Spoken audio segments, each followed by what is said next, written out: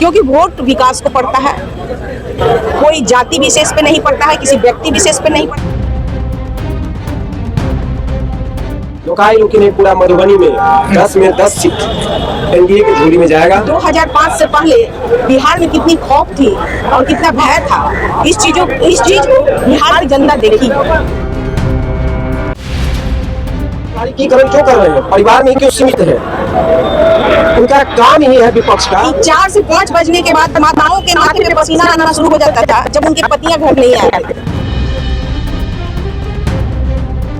चुनाव के ऐलान के बाद अब जितनी भी पटना में स्थित जितनी पार्टी कार्यालय है सभी में आप देख पाएंगे कि कितनी गहमागहमी है। और लगातार आज जो है 2 दिन हो चुके हैं नामांकन के, और अब तक जो है पूरे तरह से पता खुल नहीं रहा है कि किसको कहां से सीटें मिलेंगी, एनडीए हो चाहे इंडी गठबंधन हो। हम अभी मौजूद हैं जेडीयू कार्यालय में, और कुछ देर पहले यहाँ पर एक प्रेस कॉन्फ्रेंस है जो कि आज किस तरह से कैंसिल हो गया। लेकिन जेडीयू से लगातार जो है कई सारे जो विधायक हैं, विधायक के बेटे हैं या सांसद के पूर्व सांसद के बेटे हो, उनके परिवार के लोग जो है लगातार जो अति पिछड़ा जो वोटर्स, अति पिछड़ा जो भी प्रत्याशी रहे हैं, विधायक रहे हैं, सांसद रहे हैं, वो उनके पूरे परिवार के साथ शिफ्ट कर रहे हैं आरजेडी की ओर। आखिर क्या कारण है? यहाँ पर कुछ महिला बता रही है जो जिनका की भागीदारी जो अहम होती है, आधी आबादी जिसे कहते हैं। हम उन महिलाओं से भी जानेंगे जेडीयू कार्यालय में।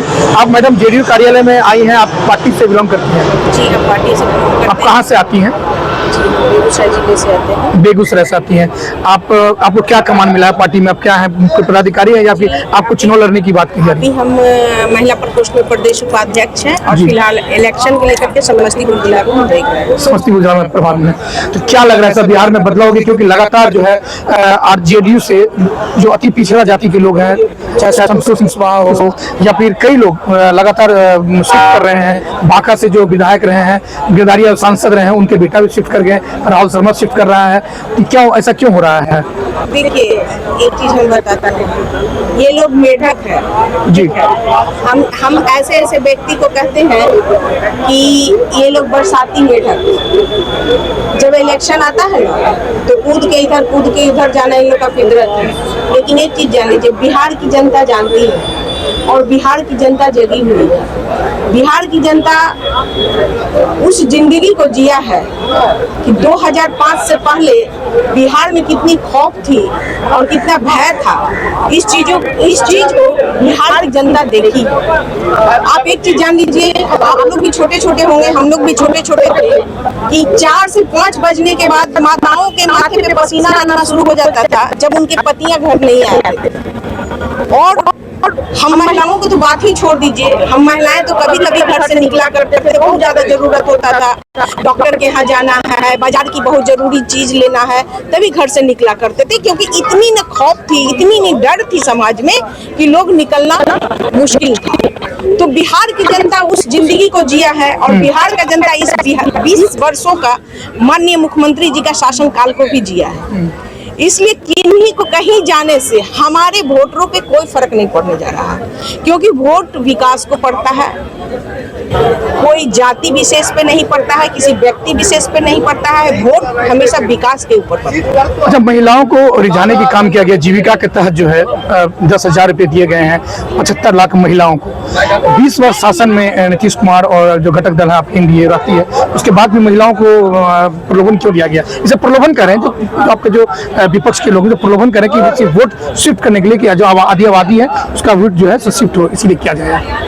देखिए, विपक्ष के पास कोई सवाल नहीं है और ना ही उसके पास कोई जवाब है, तो वो अनाप शनाप बोलते हैं। वो हमारे माननीय मुख्यमंत्री जी को कहते हैं मानसिक बीमार। हमें तो लगता है विपक्ष मानसिक बीमार हो गया है। जीविका दीदी, माननीय मुख्यमंत्री जी ने जो जीविका का समूह बनाया जी, हम महिलाओं को जीविका के द्वारा जीवन देने का, उसको रोजी रोजगार देने का एक गठन किया गया। और एक चीज जान लीजिए, जब कोई भी घर बनाता है तो पहले प्लिंथ डालता है, पिलर ढलाता है, ईंटा जोड़ता है, तब मकान तैयार होता है। तो धीरे धीरे जीविका का समूह तैयार हुआ, जीविका में लोग एक्टिव हुए। अब रही बात, अब हमारी जीविका दीदी के माध्यम से हमको उन लोगों को रोजगार देना था, तो अब हमारे माननीय मुख्यमंत्री जी ने 10,000 रुपया देकर के उनको रोजगार देकर के उनको शिक्षित करने का काम किया है। यहाँ पर लोगों की तो कोई बात ही नहीं है। हमारी माननीय मुख्यमंत्री जी महिलाओं को आत्मनिर्भर बनाने की बात करते हैं, तो आत्मनिर्भर बनाने के लिए महिला देना पड़ेगा। तो आज देख लीजिए ना कि पहले जिस 2005 से पहले हमारे बिहार की बेटियां स्कूल नहीं जाया करती थी, हम महिलाएं घर से नहीं निकला करते थे। माननीय मुख्यमंत्री जी ने पंचायती राज में 50% आरक्षण दे करके हम लोग के ऊपर एक समाज का उत्तरदायित्व दे करके, जिम्मेवारी दे करके समाज का नेतृत्व करने का पावर दिया और 35% आरक्षण दे करके हमारी बेटियों को नौकरी में भागीदारी दी। इसी तरह जो हमारी जीविका से जुड़ी हुई हमारी माता की हमारी बहनें थे जो नहीं पढ़ी लिखी थी, जो नौकरी नहीं कर सकती थी, उनके लिए छोटा छोटा रोजगार के लिए 2,10,000 का ये योजना दिया गया। 10,000 से पहले वो लोग अपना रोजगार करेंगे, पुनः फिर उनको 2 लाख रुपया दिया जाएगा। इसमें प्रलोभन कहीं नहीं है। अब रही बात विपक्ष का है तो वो तो बीमार व्यक्ति है, वो तो कुछ भी बोल सकता है। देखिए, क्या नाम हुआ मैडम आपका? जी मेरा नाम अनीता मिश्रा हुआ। अनीता जी, अनीता मिश्रा जी थे जो बेगूसराय से, और इनका कहना है कि महिलाओं को स्वावलंबी बनाने के लिए जो 10,000 रुपये दिए गए हैं और लगातार जो है जेडीयू हो चाहे एनडीए हो वो महिलाओं पर फोकस करे कि कहीं आधी आबादी की जो वोट है मतलब है वो कहीं भी और सियाह नहीं करें। हमारे साथ और भी लोग हैं। आप कहाँ से? मधुबनी से आते हैं आप। मधुबनी में एक लोकहा विधानसभा क्षेत्र है जहाँ से लक्ष्मेश्वर राय मंत्री रह चुके, पूर्व मंत्री, उन्होंने आरजेडी का दामन थाम लिया और अति पिछड़ा से आते हैं। ऐसा क्यों हो रहा है वहाँ पर? देखिए, उन्होंने इस पार्टी में आया, माननीय मुख्यमंत्री जी द्वारा उन्हें काफी सम्मान नहीं दिया गया। अब वो क्यों गए, वो उनकी जिम्मेवारी है। और कोई जाए आए, माननीय मुख्यमंत्री जी को उसका कोई प्रभाव पड़ने वाला नहीं है। उनके साथ जनता खड़ा है। लोकाई लोकी ने पूरा मधुबनी में 10 में 10 सीट एनडीए की झोली में जाएगा और बिहार में पुनः 14 नवंबर को माननीय मुख्यमंत्री जी के 20 साल के जो कार्यकाल है, जब वो भारत सरकार में मंत्री थे उस समय में भी उनके द्वारा किए गए कार्यों का अवलोकन किया जाता है। तो उनके द्वारा जो कार्य किया गया है, कार्य के मूल्यांकन के आधार पर जनता उनको पुनः अपना निर्णय ले चुका है कि मैं माननीय मुख्यमंत्री जी को पुनः मुख्यमंत्री बिहार का बनाऊंगा। उनके ऐसे ऐसे काम है, इस काम को गिना ना कितने। अच्छा ये बताइए, पहले 5 वर्ष जो आपकी सरकार रही, 5 वर्षों में जो आप 17 महीना आरजेडी के साथ भी रहे, इसके बाद बीजेपी के साथ भी 2 बार रहे हैं, और मधुबनी से झंझारपुर एक साथ है जहाँ से 30 आते हैं, सभी में वहाँ से आते हैं। दोनों बार उद्योग मंत्री बने, कितने उद्योग लगे, कितने वहाँ पर 3 चीनी मिले, क्यों नहीं बनी अब तक, क्यों नहीं खुली? देखिए, चीनी मिल में कुछ तकनीकी समस्या है, मगर उसके बाद कई मिलों का अभी आपको मधुबनी जिला में नौकहा लोधी में 400 एकड़ भूमि लिया गया उद्योग विभाग के द्वारा, जिसमें उद्योग लगेगा। फिर आपको झंझारपुर में भी 250 एकड़ उद्योग विभाग के द्वारा जमीन लिया गया है। तो उद्योग का जाल बिछ रहा है। 3 सीमेंट फैक्ट्री की काम चल रहा है जो चालू हुआ। पंडौल में गारमेंट्स का बहुत बड़ा खुला है, जिसमें चालू हो जाने से 5,000 लोगों को रोजगार मिलेगा। तो फैक्ट्री तो खुल ही रही है, काम हो ही रहा है। छोटे छोटे उद्योग धंधे जो है उसको विकसित किया जा रहा है वहाँ पर। नहीं तो विपक्ष के लोग हैं, उनका कहना है कि निजीकरण को बढ़ावा दे रही है। जो सरकारीकरण था उसको हटा करके, उसको तोड़ करके, सारे जितने भी जो फैक्ट्री थे, कारखाने थे, उनको हटा करके तोड़ा जा रहा है और निजीकरण को बढ़ावा दिया। क्या है? उनसे आप एक सवाल पूछिए कि अगर आप निजीकरण का लाभ लगाते हैं, वो पारिवारिकीकरण क्यों कर रहे हैं? परिवार में ही क्यों सीमित है? उनका काम ही है विपक्ष का, किसी काम की वो बड़ाई किया है किसी मीडिया के पास? बताइए, अगर एक भी उनका बाइट होगा तेजस्वी यादव का कि मुख्यमंत्री जी अच्छे काम किए, कभी बाइट दिए है? वो क्या विपक्ष का काम है जो अच्छे काम में पीठ थपथपाना काम नहीं है क्या? विपक्ष का काम ये नहीं है कि विरोध करना है। अगर कोई अच्छे काम करते हैं लीडर, उसका भी बड़ाई करना उनका काम। चलिए, कुछ और भी लोग हैं यहाँ पर, कई लोग हैं जो कि बात कभी सही होंगे। कहाँ से आप आए हैं? कहाँ से आप लोग हैं? भागलपुर से। भागलपुर से हैं। भागलपुर से कौन से विधानसभा सीट से? नाथनगर से। क्या वहाँ पर क्या स्थिति है भागलपुर में? लगातार जेडीयू से लोग छोड़ करके जा रहे हैं अन्य पार्टियों में। कहाँ जा रहे हैं? भागलपुर से तो कोई नहीं गए हैं छोड़ के अभी तक। भागलपुर में आए हैं, बुलो मंडल राजद से छोड़ के आए हैं। भागलपुर से तभी एक भी नहीं जदयू के कोई कार्यकर्ता या कोई भी एमपी या कोई भी एमएलए नहीं गए हैं। नहीं, और पूर्णिया से चले गए, लोकहा से चले गए, यहाँ से चले गए। तो बांका से आपके जेडीयू के सांसद हैं, उनके बेटा ज्वाइन कर लिया है। उनका अपना है विचार। हम लोग का जो भागलपुर जिले वाले का विचारधारा है नीतीश बाबू के साथ है। क्या लग रहा है इस बार सरकार बनेगी? 100% बनेगी। अब तक 2 दिन नामांकन का, पहले फेज का नामांकन का 2 दिन हो चुका है, लेकिन अब तक पत्ते नहीं खुल रहे। आप लोग भी जानने के लिए आने कि कौन हमारा विधायक होगा, किसे टिकट मिलेगी। खुल जाएगी, हम लोग का समन्वय बन रहा है।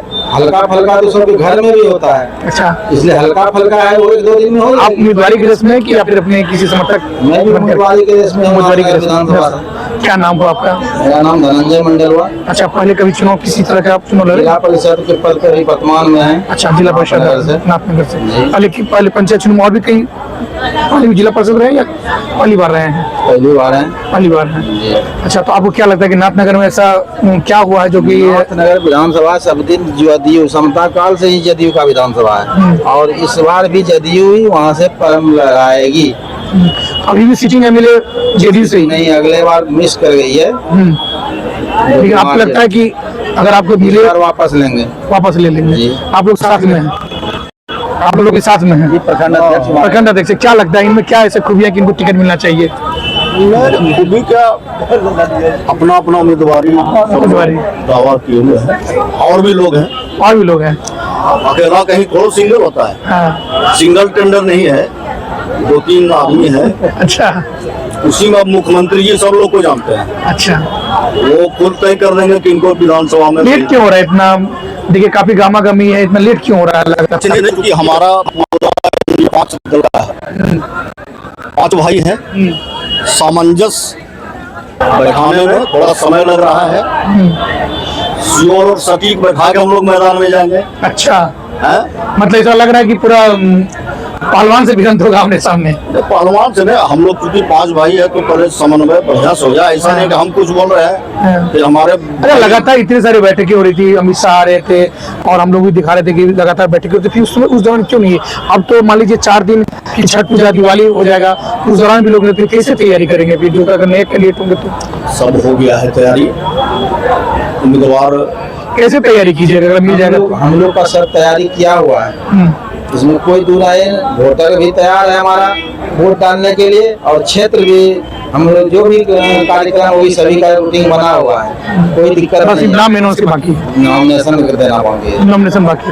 तो लगातार आप लोगों को सुन रहे थे, ये जेडीयू कार्यालय में मैं इस वक्त मौजूद हूँ और मैं आपको बता दूं कि अभी तक जो है सो किसी भी पहले फेज का भी जो जेडीयू हो चाहे बीजेपी हो, अब तक किसी की भी लिस्ट जारी नहीं की गई है, लेकिन कल तक यानी कि रविवार को तक कहा जा रहा है कि पूरी तरह से बात है बीजेपी और जेडीयू में तो लगभग सामंजस्य बन चुकी है, लेकिन जो उनके और भी जो 3 घटक दल हैं उनमें भी लगता है सही तालमेल नहीं बैठ रहा है, जिसके कारण अभी तक जो है सारी चीजें खुलकर सामने नहीं आ रही है। और भी मैं चीजें आपको दिखाता रहूंगा लगातार, तो बने रहिए हमारे साथ द सच इंडिया के साथ। शंकर यादव, पटना।